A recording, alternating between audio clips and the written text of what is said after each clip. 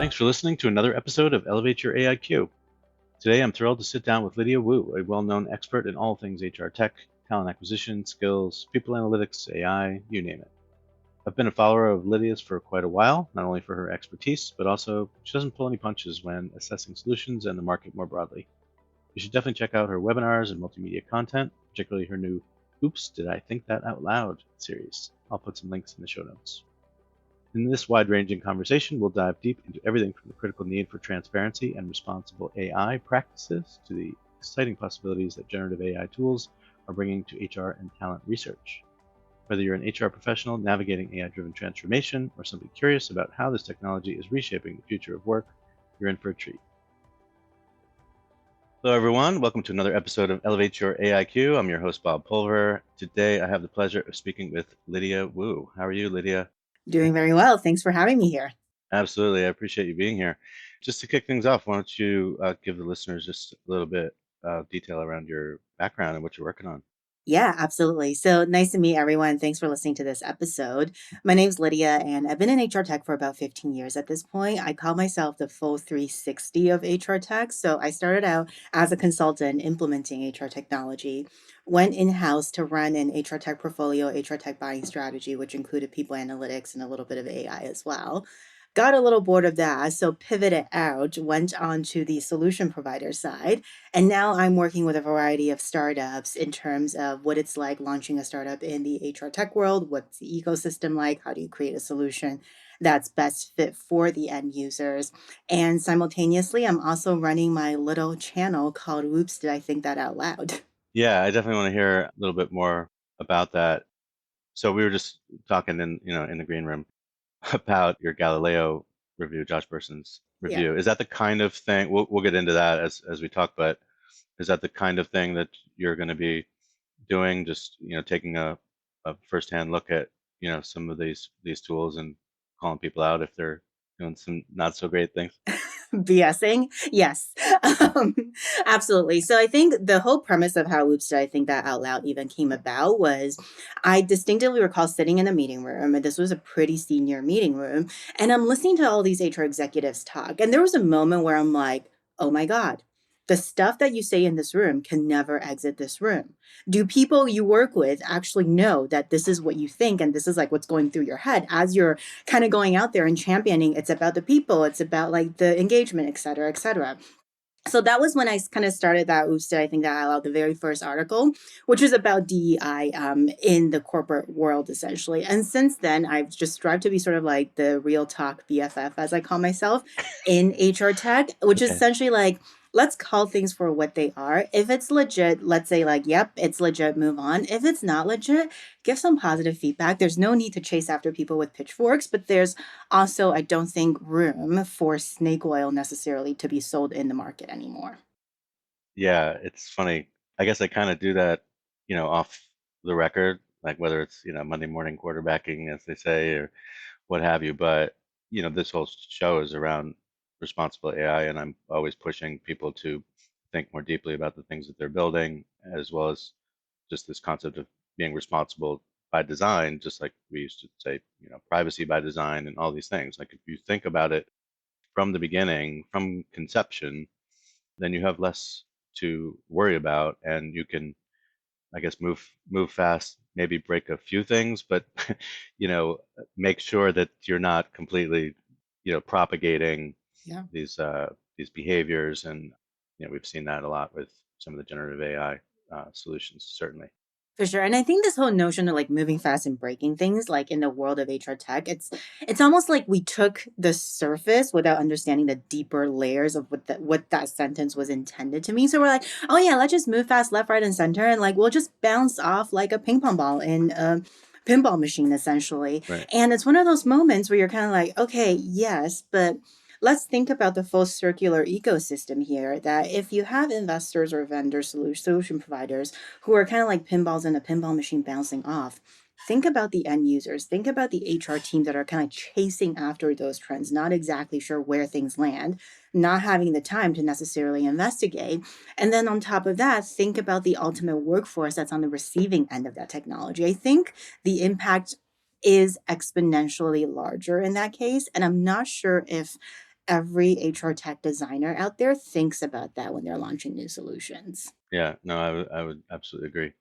This is a huge challenge. I mean, we've seen it, when I go to some of these events and walk around, some of the booths, I'm always going in there with a very healthy dose of skepticism. Yeah. And do the people manning, the booth even know how to properly answer some of those questions? They don't. They don't. They absolutely don't. So here's the most iconic conversation I have had.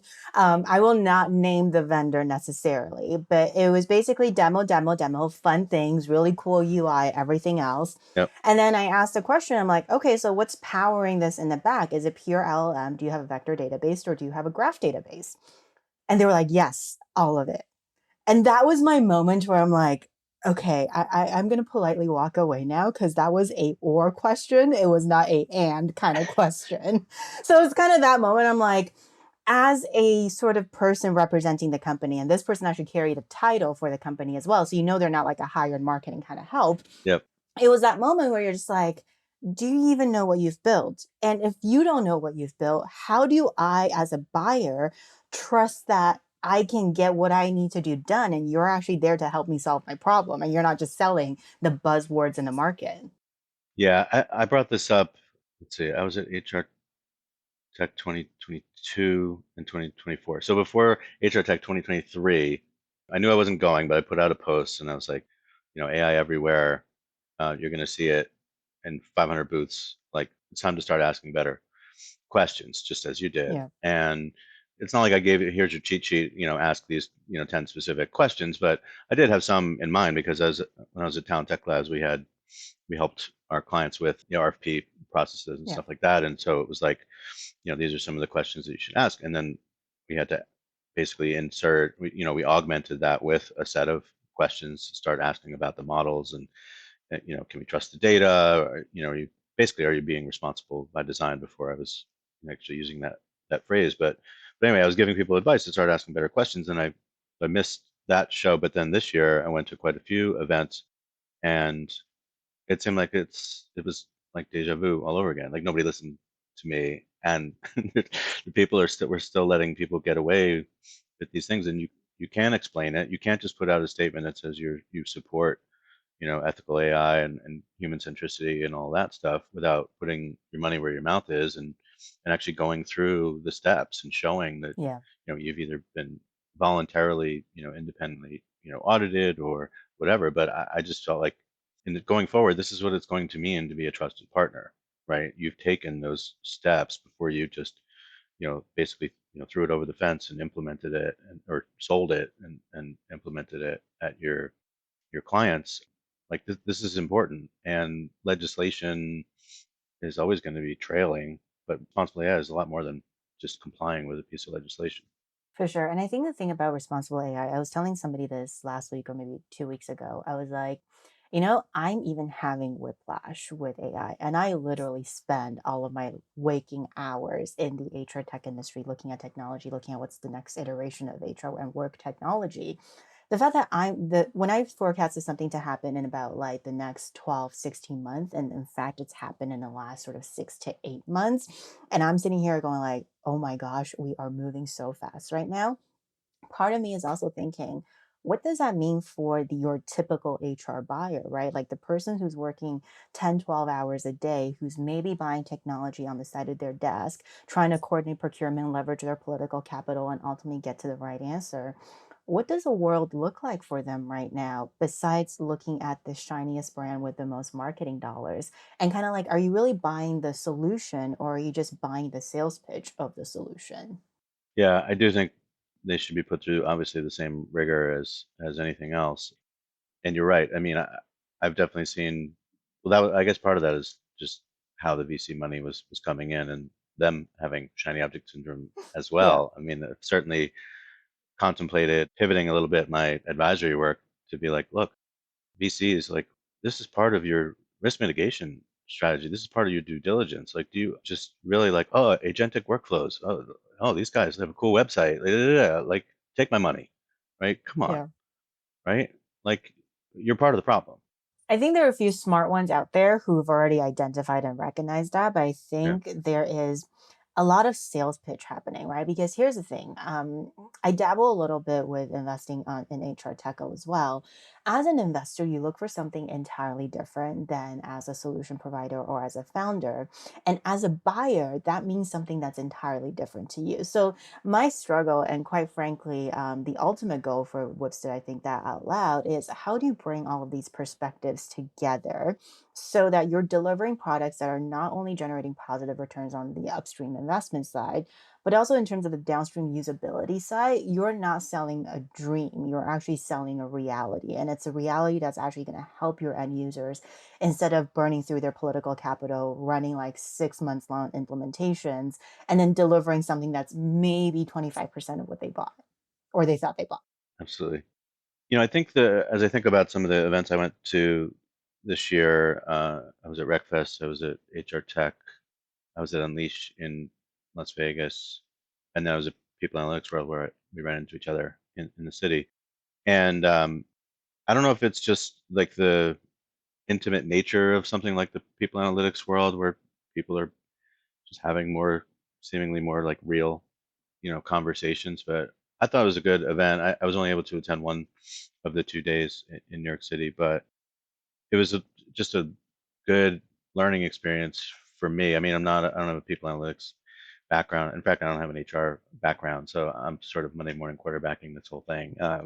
But my background's in enterprise transformation. But it's really interesting to see, and on some level, frustrating to see where these incredibly smart people, they have the data, they have the insights, they should have the ear of leadership, senior leadership, and yet people analytics teams, talent intelligence teams, it's like still seems like a luxury, especially like mid market and below.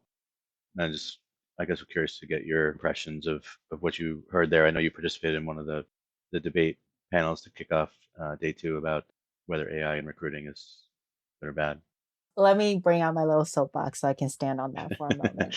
I have so many things to say about people analytics as an industry. I think starting with the events, so absolutely love people analytics world. And you're right in that I think the intimate setting does bring out much better conversations and allowing sort of for that sort of closer transition time instead of running between expo halls and sessions and expo halls and sessions and so on and so forth. Yep.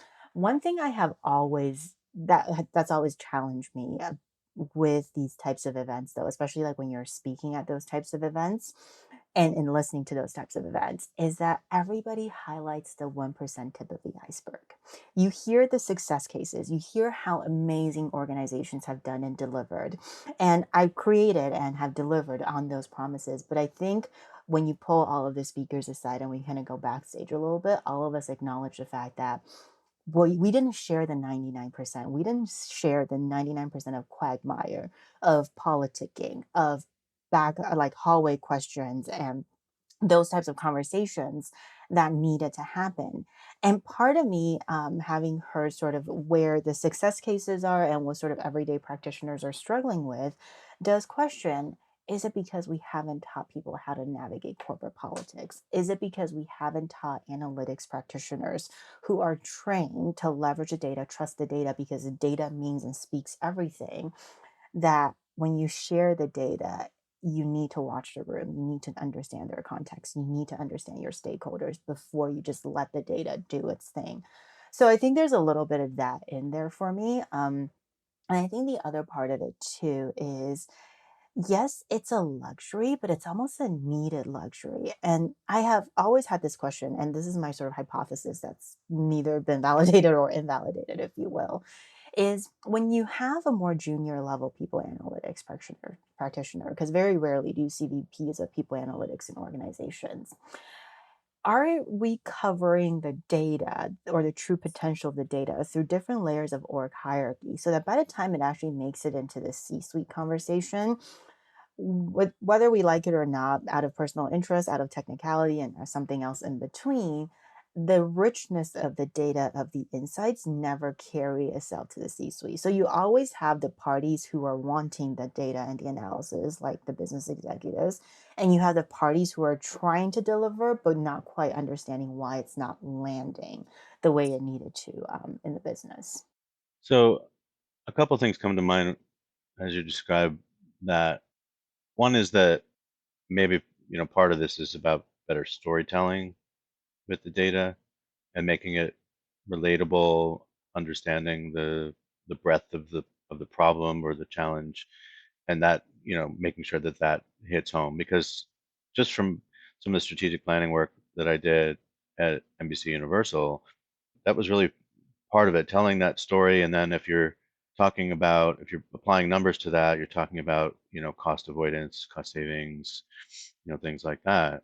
Also, like sort of taking the proposed win, based on whatever your projections are, and then also saying, now imagine continuing the story, right? So like, now imagine if we reinvested 25% of that in upskilling, or, this other solution that's going to get us from, robotic process automation to intelligent automation, or it's going to get us from, these pilot projects in this particular domain, and now we can start to, propagate that and drive adoption in other areas and things like that. So I do think storytelling is a factor. The other thought I had was around, I guess, going back probably 15 years or so, like the advent of social media and collaboration platforms, sort of the consumerization of that inside an enterprise that IBM used to call working out loud, right? Like people were blogging, people were getting into forums, and they were talking about some of these things. And the whole point was to sort of level or flatten the organization so that, you could be chatting back and forth with an SVP on a particular topic, and they would have the visibility to how conversations were really happening, and then the sort of social analytics tools to do that. Going back to your point earlier around, or your comment earlier around, graph databases. I mean, IBM Research gave us, plenty of those as IBMers, and so it just seems like at 2024, now doing planning for 2025 and beyond, like it's just like I don't know. I guess I get anxious to see we're moving fast on the AI development front, but obviously the harder part is the behavior change and the actual transformation. Yeah. Whether you're a payroll pro or an employee wanting to understand your paycheck better, we've got you covered. Tune into It's About Payroll for expert insights on payroll trends and compliance, or check out It's About Your Paycheck, the go-to podcast for employees looking to understand their pay and rights. Two great shows, two great hosts. Listen now, brought to you by Work Defined, where payroll meets clarity. And I think it's almost like an industry and a culture transformation that we're asking for, right? So, what surprises me the most today is once in a way, I kind of peruse people analytics jobs postings just to see what's in the market, what's everyone asking for. Hmm. The rise of what I call the Excel spreadsheet expert requirement and like must be an expert in Google Sheets. I am not joking. I read this last week. Must be an expert in Google Sheets. It floors me a little bit because decades later, we still, for some reason, think that reporting equates to analytics. And the debate between a VLOOKUP and HLOOKUP and an XLOOKUP is still thriving. And it's a necessary step. I think it's a necessary step in every single organization's journey towards analytics. But the fact that some of what I would consider larger enterprises are still stuck in that stage really makes me question how is HR in that particular organization having conversations around ROI, around value delivery of its workforce? Or have we just kind of given up and went like, yep, cut my budget, do whatever you want with me. I'll just sit back because it is what it is at this point. Yeah, I've seen. I poke around periodically as well, especially on the like responsible AI governance kind of space, because I'm really curious to see like the overall sort of adoption. Am I seeing increasingly more organizations are looking for people to fill those roles? If they're not, is it because they are just complete laggards, or have they actually said, "Yeah, I think this is important," but Joe in legal, and Mhm. Sue in HR compliance, they got this right. So I do pay attention to that too, and I even these leadership positions, overseeing some of these potential groups, they're still asking the same sort of I wouldn't say 20th century skills. I mean, Google Sheets is not a 20th century skill, but the point is, when you think about skills in general and your skills gaps and your skills needs, you have to incorporate some of that trajectory of AI capabilities. I mean, it may not be great in certain areas now, and certainly you and I can pick apart all kinds of some of the tools that are available today. But if you look at the pace at which these things are evolving, I mean, really, I mean, these are the skills that are the must-haves in your job description. I think you should maybe rethink that. Yeah, and honestly, on the topic of skills, that's actually what scares me the most about HR in the age of AI.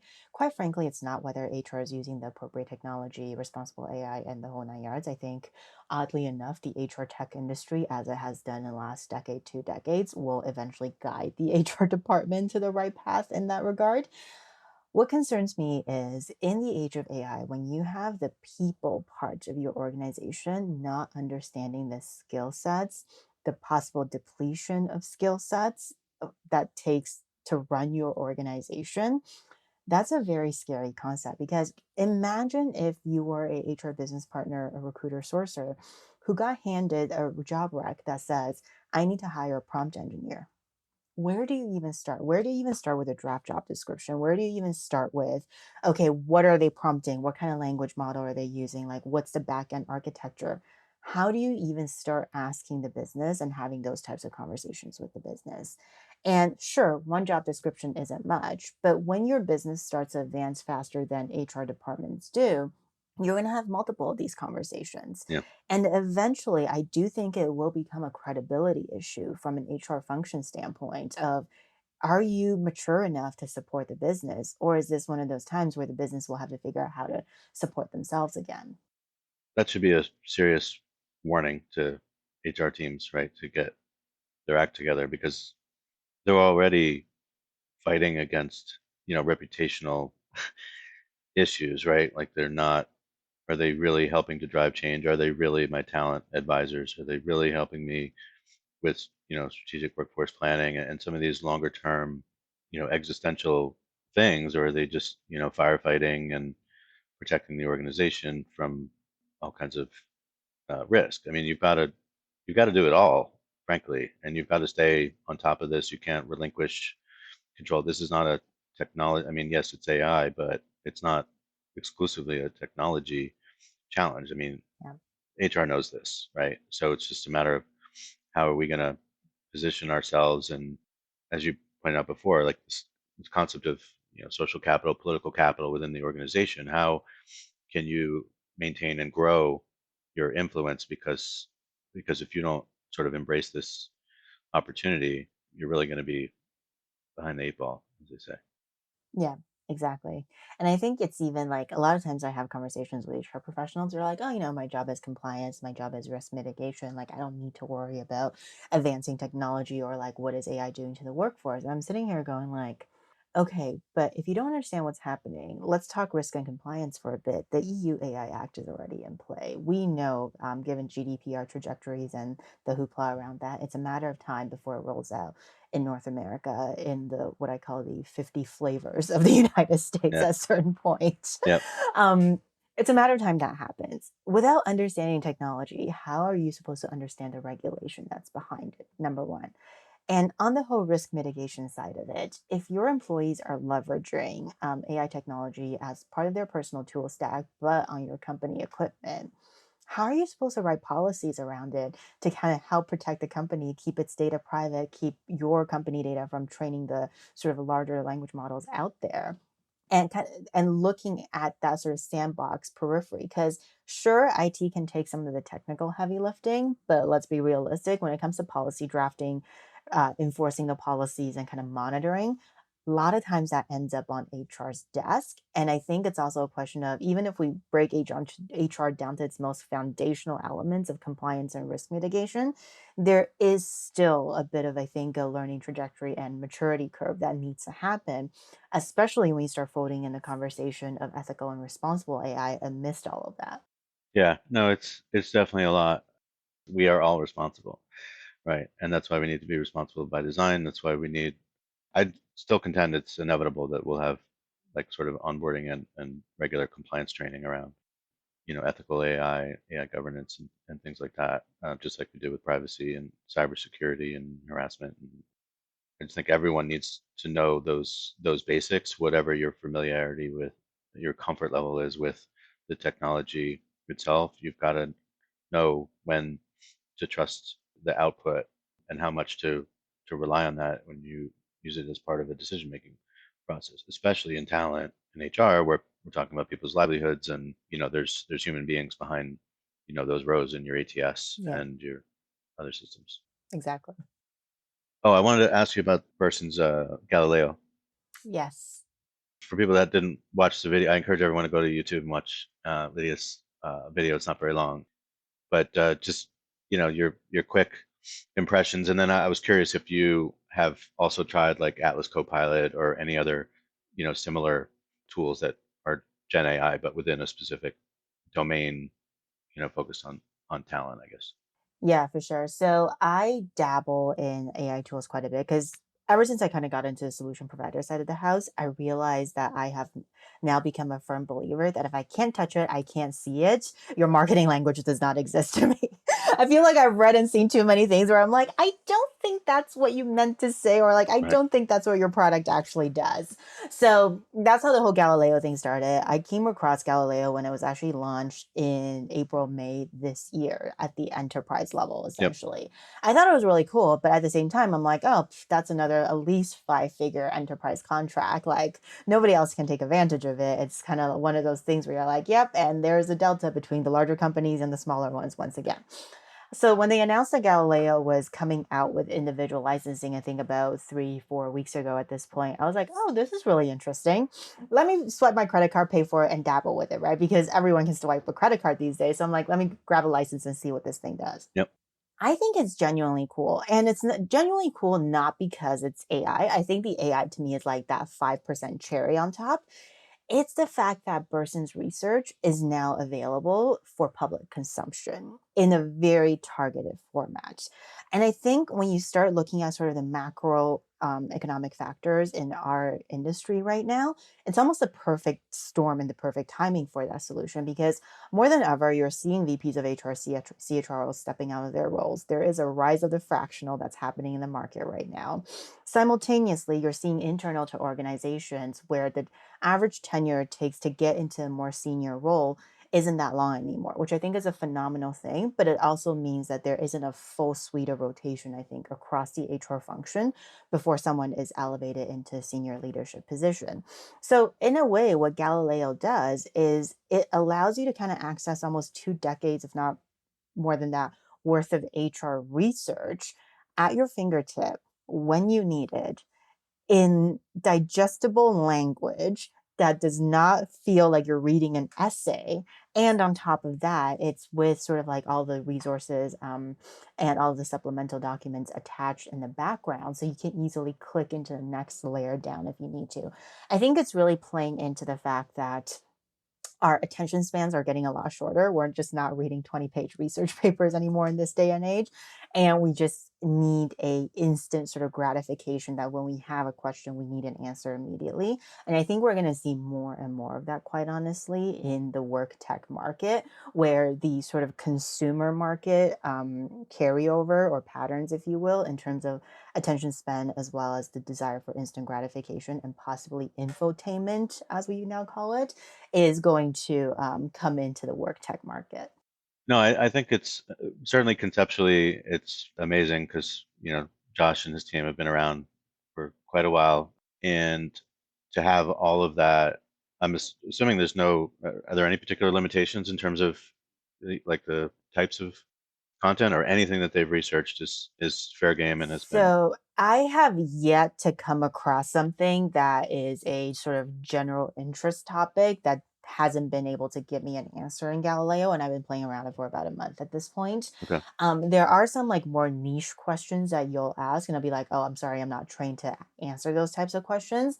But I would say that as a new CHRO or VP of HR or even HR business partner, it will minimally get you 75% of the way there. And then like once you know the language and like the thinking pattern behind it, I think it's pretty easy to fill the rest of the 20% gap, either with Google Perplexity or pick your weapon of choice, essentially, to augment that level of research. This is William Tincup, and I'd like to talk to you a little bit about Indeed FutureWorks. Ryan and I attended the conference last year, and we created a limited series for Indeed where we talked to their customers. Great stories around TA and how they use Indeed to the max. So check it out. It's just Indeed FutureWorks 2024. You can search for it wherever you get your podcasts. Thanks. Yeah, no, that's pretty impressive. Well, first of all, I've seen a couple of different examples of where people have built Gen AI tools for market research more broadly, and I think that's an amazing use case. I think that if you have the attribution and understand where the sources are all coming from, I think that's really valuable, and can only imagine what you would pay to have somebody go off and do that level of research, particularly with the accolades that Josh has earned over the years. Well, and the thing is, it also does part of your job for you, right? So they have these Right. little templates that they've set up in there. And I think the one I've been playing around with, it's sort of like PTO, global PTO policy template or something like that. And essentially, it'll write you a PTO policy. Like you enter the country, it will kind of get you like pretty much again 75% of the way there in terms of what the government requirements are Okay. pertaining to a specific state, a specific province, and a specific country from a PTO standpoint, from a leave of absence standpoint. And Okay. I thought that was pretty cool. It's not that you can't get that stuff off of Google, but just that when you keep it in the same place, it's almost like you can be like, okay, I'm going to go really deep and like really strategic. And now I got to go executional on the policies, and it's just all there. That's interesting. Okay, because I thought maybe not the main difference, but one of the differences between and I haven't played with Atlas Copilot to compare it necessarily, but I mean, just for the audience sake, Atlas Copilot was released by HR leaders, Chris Rainey and team. Matt Burns, I think, was involved.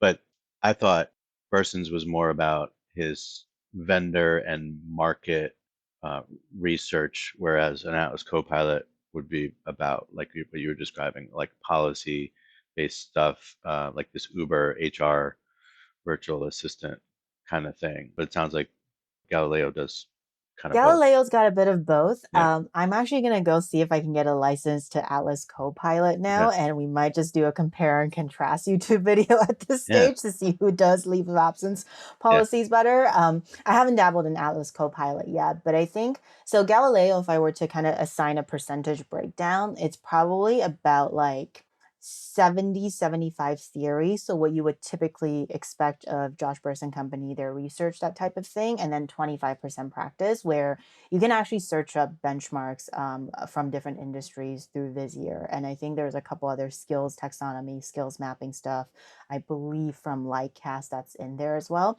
Okay. So Galileo is really combining, if you will, all of the industry's knowledge and putting a practitioner's lens on it and then distributing it through that channel.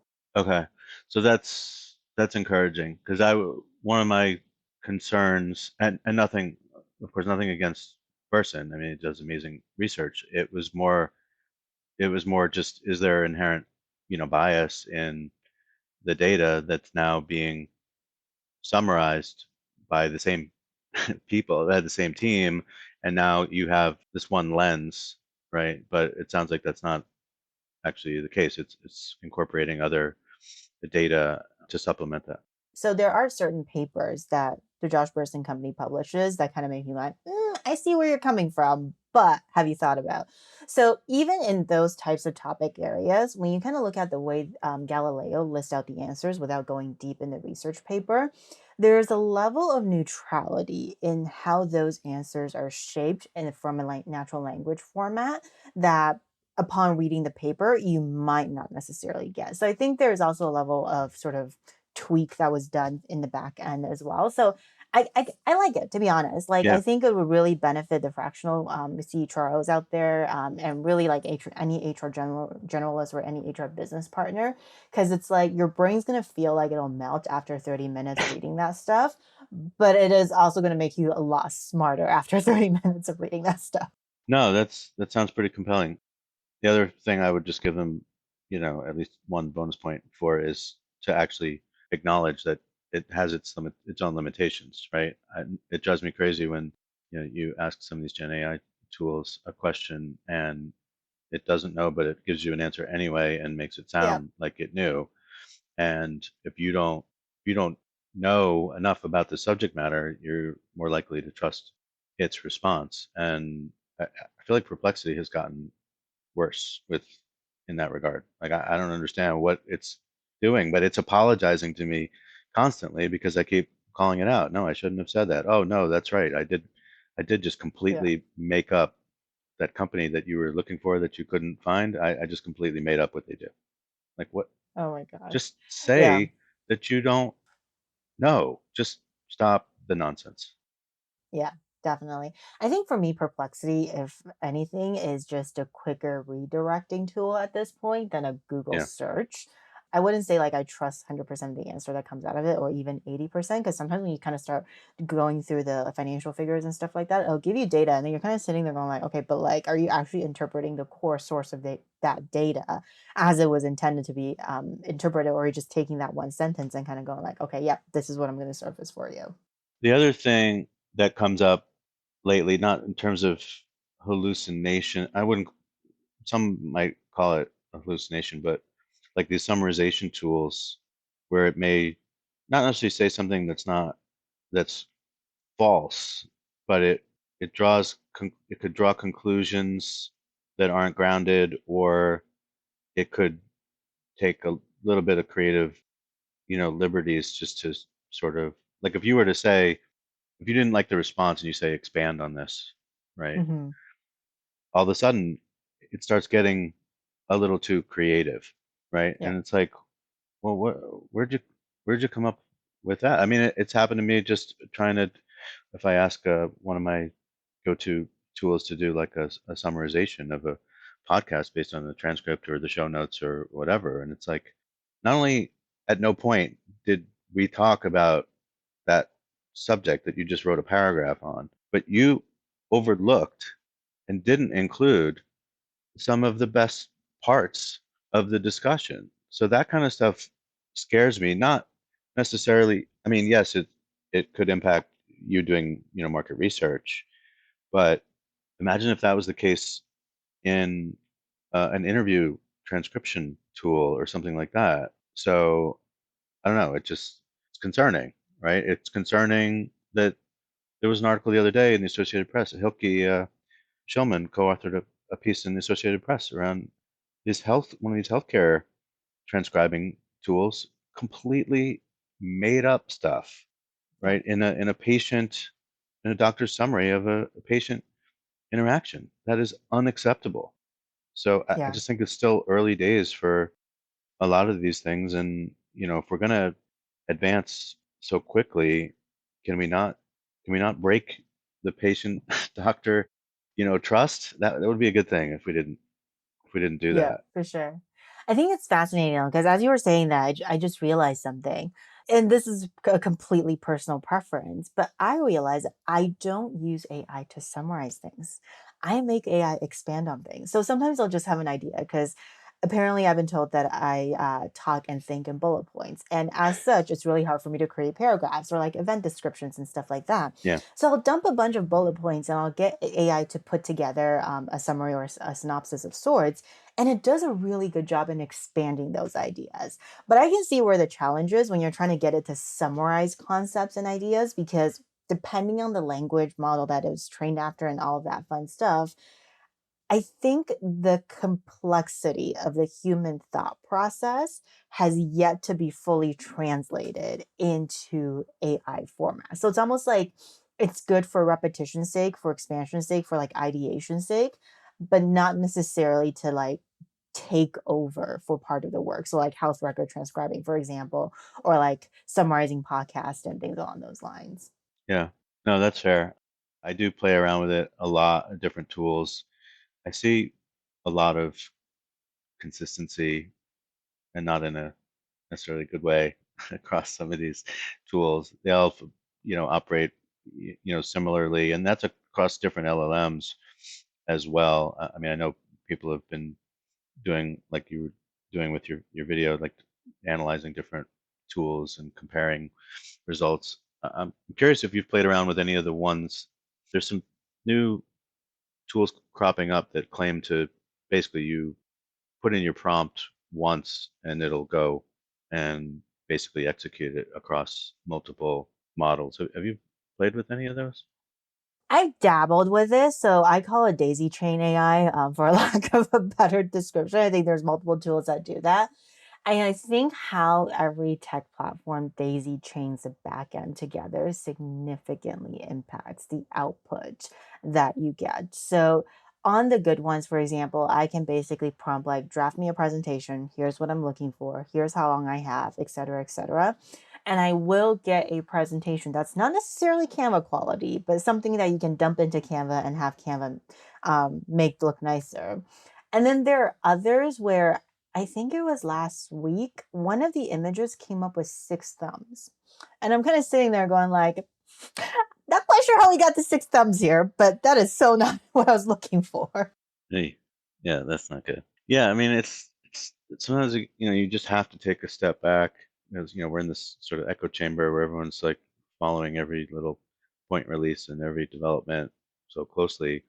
You got to take a step back, maybe talk to non-techies, talk to people in other domains, and really understand what they're seeing. I mean, the healthcare one came up sort of by accident across my path because I was doing research, but I talked to people in education. I'm going to be talking soon to my local, school district and folks running curriculum and technology or whatever, because I feel like, the sooner we can get people, comfortable, then we can work together to carve out the right policies. But just sticking your head in the sand is not a Yeah. policy, and it's not helping our kids be prepared for what's next. I mean, we're going to start to see these job descriptions instead of saying, you need to be an Excel jockey and master. When I Google was growing Sheets. up, it was do you know Microsoft Office? Do you know whatever how to use a computer, right? I mean, I had a computer. I mean, I'm old now, but I mean, I was given my first bit computers in school and when I was in middle school when I was 11, 12 years old. So, Yeah. I mean, in some ways, using these AI tools is similar to that. So, my daughter's 16 and she doesn't get to use it at all related to school. And so I want to change that. But, going out into these other domains, talking to people who are not tech savvy and who are just experiencing frustration. I mean, we see the adoption rates. The adoption rates are higher than computers. It's like social media adoption, or maybe even higher, right? So the train has long left the station, right? And so we're already sort of backtracking and trying to make sure people. Can you imagine if you just cars came out and you didn't need a license and everyone was just driving around in a car? Yeah, I mean, but I think that's a really good point because one thing I do appreciate the quick rise of AI for is bringing back the concept of what I call play, right? Because sometimes when we enter the working world, and I think it's true for a few of the generations that are currently working, it's like you're told that this is a model, this is a mode. You have to do XYZ step. I mean, we create a career path for a reason. You have to do XYZ step to get to the next stage, and then XYZ step to get to the next stage, so on and so forth. But the thing about AI and the amount of data it takes to power AI, it's like what used to be linear is a bunch of zigzags and could entirely be circular at that point. And it's kind of encouraging everyone to go back to the concept of like play around with it, experiment with it. And it's almost that sort of lost sense of curiosity, I think, that we need to bring back to the workplace, quite frankly. I imagine that's part of your answer if I were to ask you your advice to elevate your AIQ, right? Probably. Curiosity is definitely one of the top answers. So yeah, we covered a lot, Lydia. I mean, I was going to ask you about some of your favorite tools. So if there's anything you're particularly fond of or scared of that we didn't cover already, I'm curious. I don't think I'm scared of anything. At least I haven't come across anything that I'm scared of yet. Particularly fond of Wearly is actually not an AI tool, but I'm sure everyone's heard of this. If you're on YouTube, these guys sponsor like 10 bajillion YouTube creators. But it's called brilliant.org. So it's basically like a courseware training type of thing. It's a gamified learning essentially on a monthly subscription model with like a 14-day free trial or something along those lines. But they do a really, really good job of simplifying concepts like how do you code with Python? What is an LLM? How do AI work? So on and so forth. And I think for anyone that's like curious out there, definitely worth maybe even just a 1 month subscription to kind of check out and see what it's all about. Because short of using the tools, I think it's also nice to kind of understand the back end of what's actually happening from a system perspective. Got it. No, I'll have to check that out. I'm not familiar with it. I have looked at a bunch of different. They all start to look the same, right? I think it's hard. I was just having this conversation on LinkedIn just yesterday. We were talking about Hacking HR had created like a 20 Hmm. question kind of AI readiness assessment. So I commented like I've gone down this path. You can imagine AIQ. We've gone Right. done some iterations on this for sure, and it really depends on how you ask the questions and who you're asking the questions of, and the domain that you need to know as well, right? Like an HR business partner doesn't need to know the same things as, maybe a product manager or, people who aren't in technology at all. And your level of proficiency in terms of actually working with data, or having, some data, background, or what aspects of responsible AI are most important for you to understand. I mean, it's different depending on your role and perhaps your seniority or industry. Hmm. But I do think that there's some basics like we were talking about before, like whether it's through compliance training or whatever, there are some basics that everyone needs to understand. And I do think once people have a good sense of what this can do, you're going to get a lot of ideas, right? And then what are you going to do For with those sure. ideas? You have a way to sort of capture them and potentially realize them by investing in them. So there's a lot. I'm optimistic that we'll start to go down that path, but we need to innovate responsibly. It's sort of my new little tagline. Yeah, for sure. Lydia, this has been awesome. Thank you so much for nerding out with me on all these topics. We could probably talk for a few more hours, but I'm going to let you go. But again, thank you so much for sharing your insights with my audience, and chatting with me. Yeah, thanks for having me. Absolutely. Thanks, everyone. That concludes another episode of Elevate Your AIQ. Thank you again, Lydia, and we'll see you next time.